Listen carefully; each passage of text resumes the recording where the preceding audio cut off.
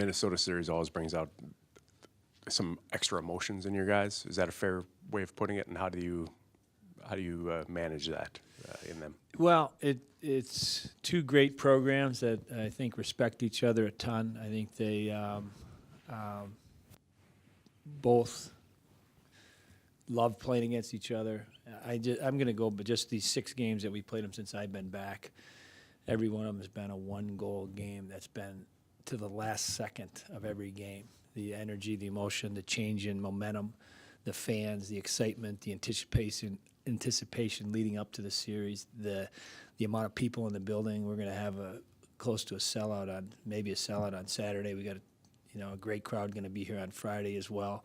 When we went to Minnesota, it was the same thing. This is college hockey, and when Minnesota and Wisconsin get together, especially now with the meaning of these points and where we're kind of all clogged together in a 4-team race there, makes it that much more exciting. So you don't want to take that excitement away from them and just say it's another game. You want them to appreciate it for the history and the tradition that's led up to why this series is so special. So I know that's, just like you did probably when the schedule came out. When are we playing Minnesota? And you look forward to this weekend, and it's right here for us. Don't you kind of wish you were going to be here? I do, but I also know we're ready for it. So, I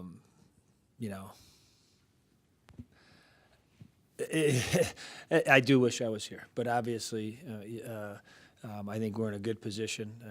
I'm excited for our kids, for really what's gone on the past few weeks to put ourselves in a really good position now, and now it's time to show up and show that we deserve to be a top team in our conference. So we're third now, and to hold that position or try to climb, we have to play well against 2 great opponents. We've had 3 great opponents the last 3 weekends, and done pretty well with that. And looking forward to getting ready to try to do it again.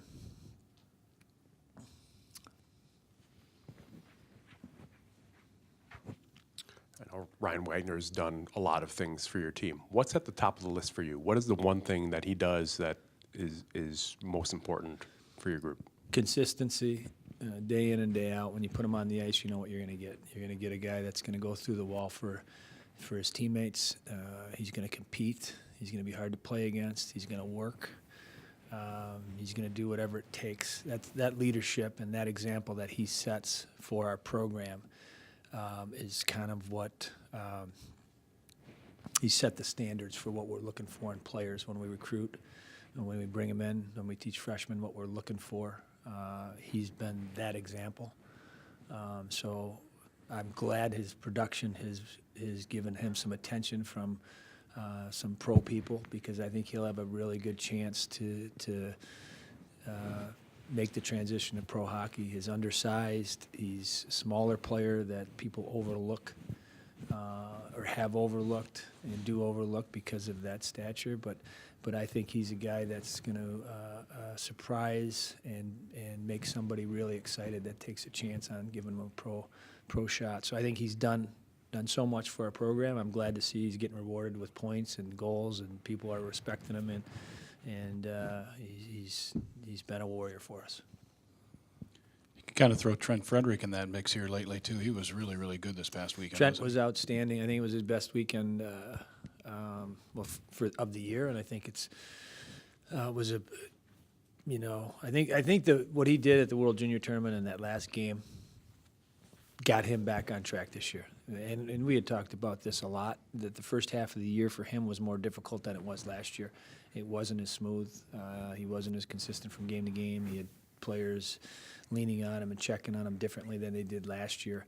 Now he's used to it. Now he knows how to deal with it. Now he embraces that challenge in a different way. And instead of losing his focus and trying to get back at the players getting after him, he does it by putting the puck in the net and helping his team win. And I really have liked him since I've liked what he's done with his game since he's come back from World Junior. I think there's been a great maturity with it. And you look at him, you look at Seamus on Friday. Obviously, Seamus didn't play Saturday. You look at Wags, like you said, Cameron. You look at Linus. I mean, we had a lot of great performances from key players up front last week, and that might have been the best weekend for us offensively from our big guys. And that's certainly a great sign heading down the stretch here. Seems like your best players have been your best players in maybe the most critical time of the year. That has to be an encouraging thing for you to see very that encouraging. the trending is going upward Yeah, toward the end. and on the back end of it, Tischke is our Wagner on the back end of it. He does, he sets the tone and shows those younger players what's expected night after night after night, and how to practice and prepare for games.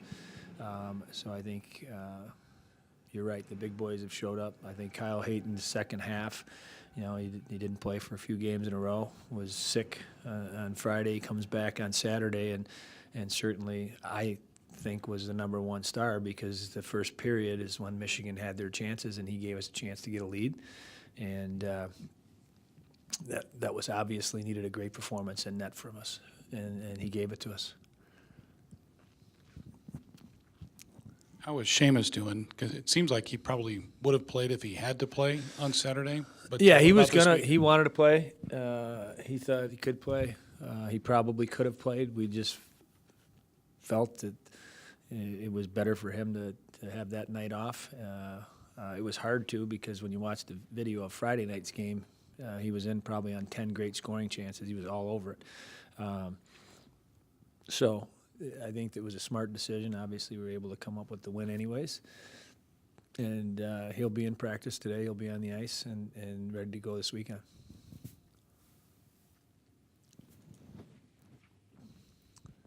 We know you're going to be busy in South Korea. You planning on keeping tabs on things here? How are you going to do that? I mean, I'm sure you'll be talking a little bit with the guys here, but what's your plan? Yeah, I'm going to obviously try to watch the games this weekend.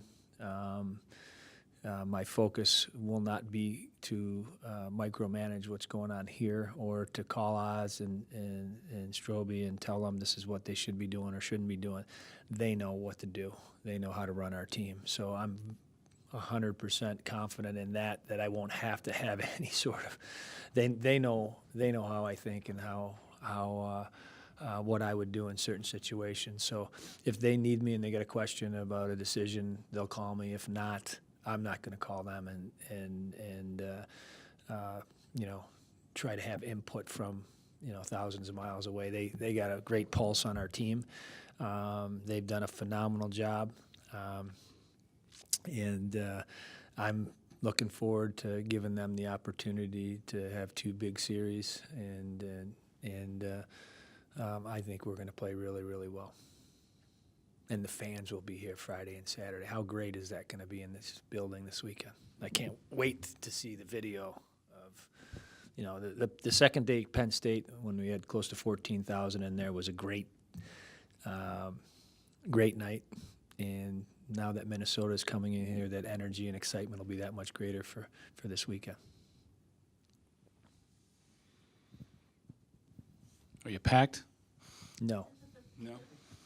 No. I'll worry about that tomorrow afternoon Tomorrow after afternoon? practice. Yeah. What will be your first order of business when you get to Pyeongchang? We are meeting together as a team right when we get there to discuss JJ's loss.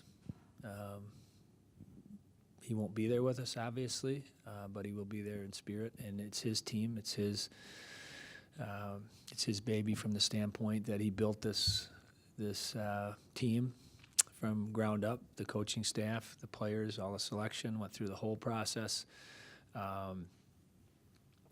Left us with a ton of confidence in being ready to represent us the right way, and I think it's appropriate that we haven't been together as a team to mourn or to celebrate Jimmy's loss. So we will do that when we get there, and then we will begin our preparation with our practice on Friday morning.